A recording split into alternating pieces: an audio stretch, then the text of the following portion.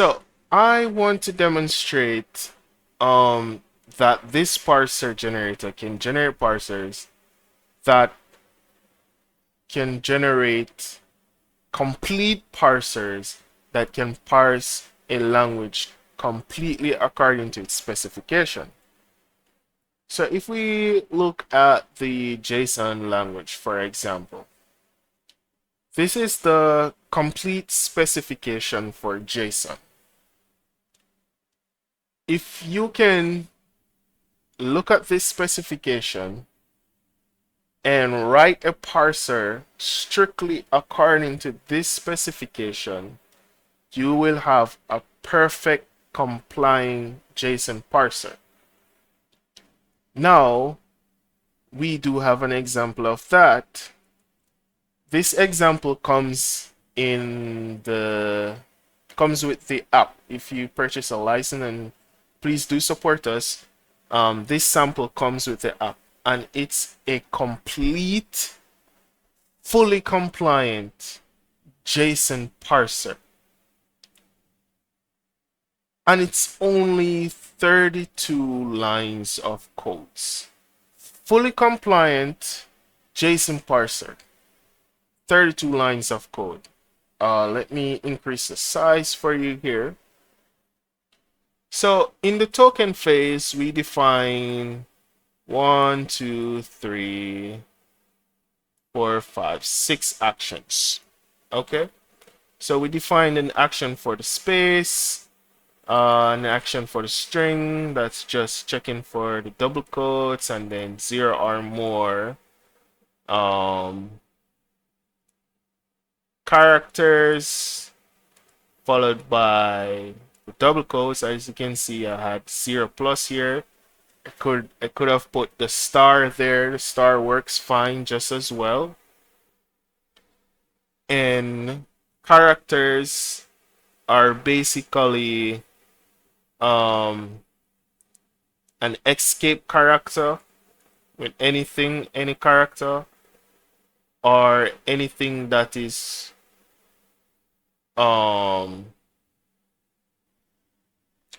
so basically you have the one-off operator. So this right here is a backslash, and this here is a double quote. So it's saying if it's a x backslash plus a character, or as long as it's not a backslash or double quote. So that's a character there. Then you got a number. Number can be 0 or could be a negative or positive. Starting with a whole counting number digit, followed by whole number, followed by decimal section, followed by an exponent with a sign.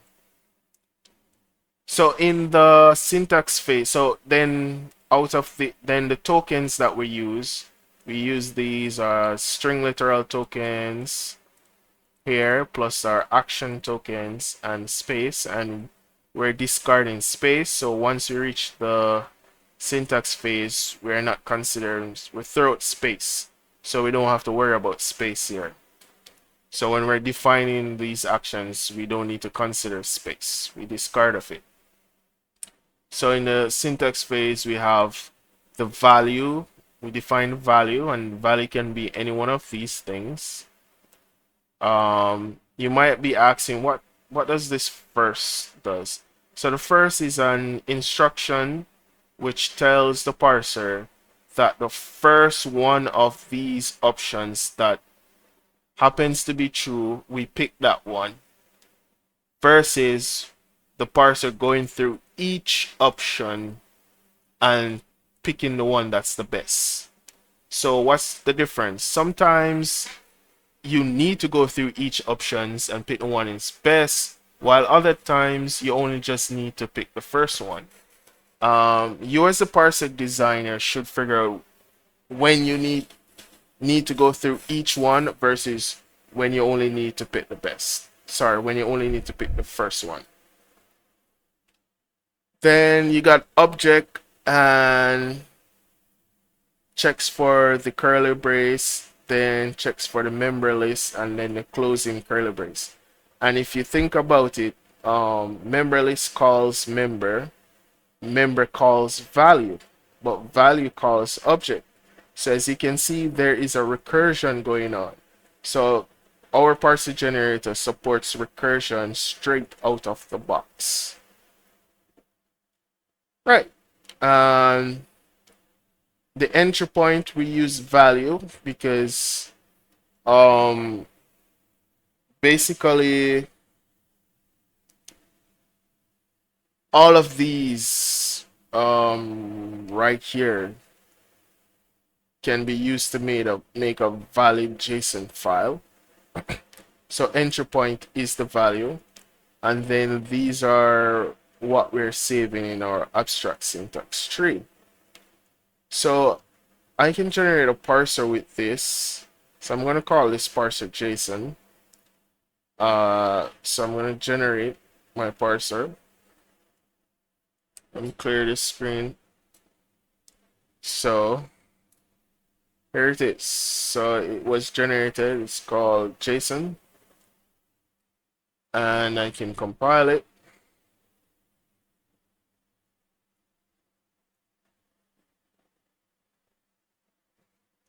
Okay. And let's test it out. I am going to create a file, and I'm going to call it JSON, and let me write some JSON. Simplest JSON file, just true. So if my partner asks me if I love her, I will send her a JSON file with that value. So we can parse that JSON.text, and there we go. So the token is true and the analyzation is true. As you can see, we don't see like something called value because this is not being saved in the abstract syntax tree. I can do something more complex. My name is Alric Branderson. And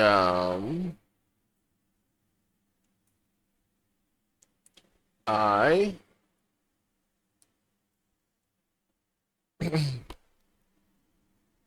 okay, one of my favorite sport. Okay, so for sports I play. Oops. I play these sports. I play football, cricket, um, I play a little bit of tennis, and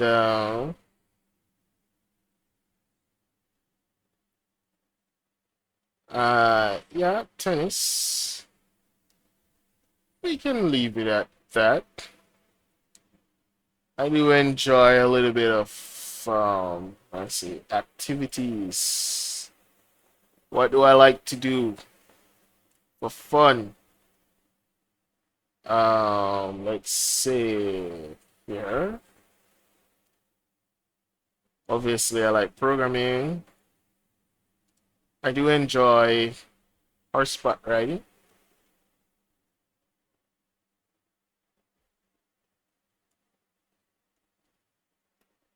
And I do enjoy spending time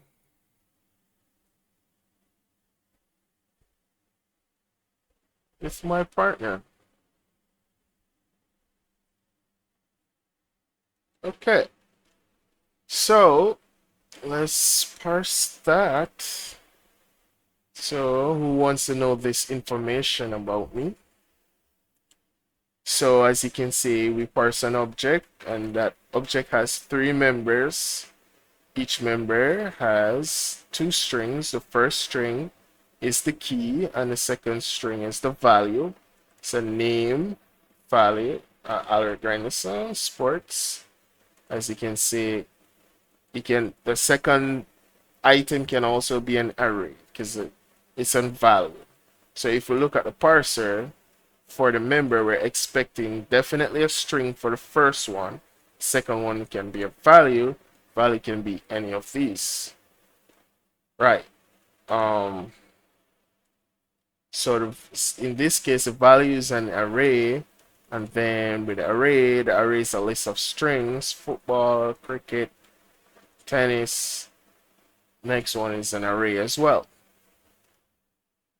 Now, if you are having doubts if the Algodal parser generated parsers are any good, well, let's do a stress test. So we're going to do a stress test. So we're going to take a very large JSON file and have our generated parser parse it. Okay. So here, this is a very good Git repo, and it deals with JSON parsers and it compares them, it benchmarks them, it looks at the different parsers. Most importantly, it has a lot of data you can use and test your JSON parser. So you have this checker, the JSON checker, to check if your JSON parser is a valid parser. If it goes through all of this successfully, you have a valid JSON parser. And this is the stress test. So this is an extremely large file. I believe this is the largest. This is the largest out of the 3 files.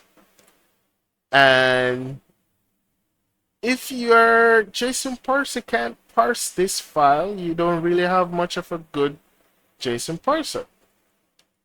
So I'm going to download this file. So you have 3 of them. You have Canada, you have this one called CityM catalog, and this one called Twitter.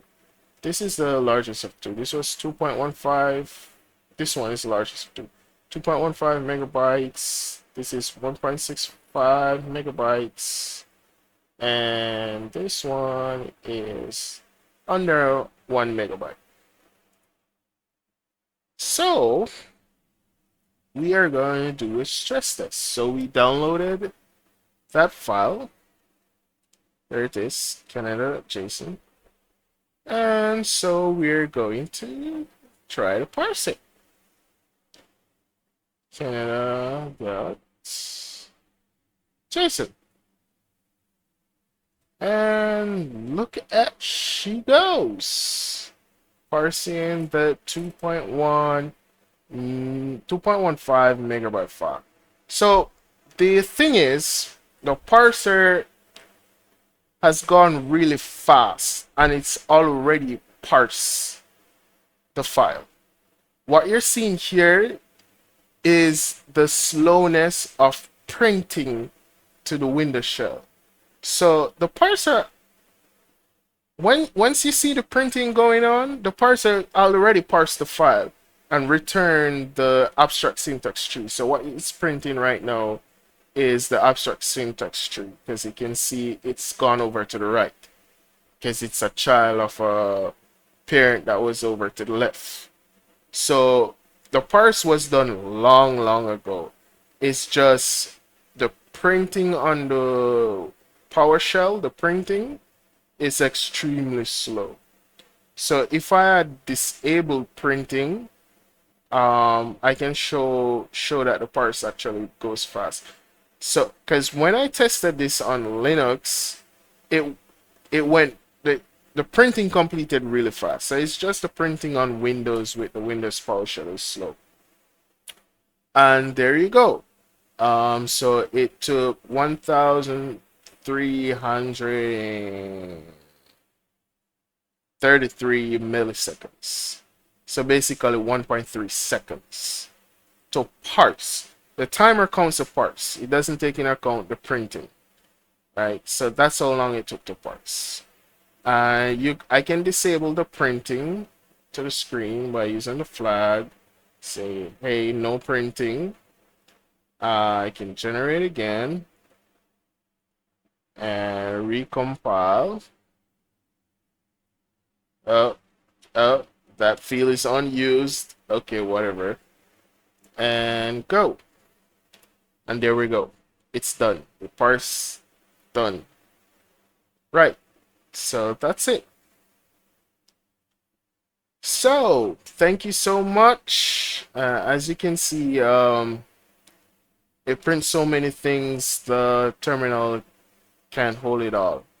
So anyways, thank you so much for watching this video, and I hope please do support us. Just download and purchase a copy. It's worth a while. It's something you need to have in your toolset. It's an amazing parser generator. So go ahead, purchase a copy. It's only $20. You you will own you will have you own the license forever. So you always and you will get all the updates in the future. So one-time fee. Go ahead. We'll definitely we definitely appreciate the support. We definitely could use the support. So yep. And I really do hope and I hope you enjoy the product and you will enjoy the product. Thank you so much and do have a great day.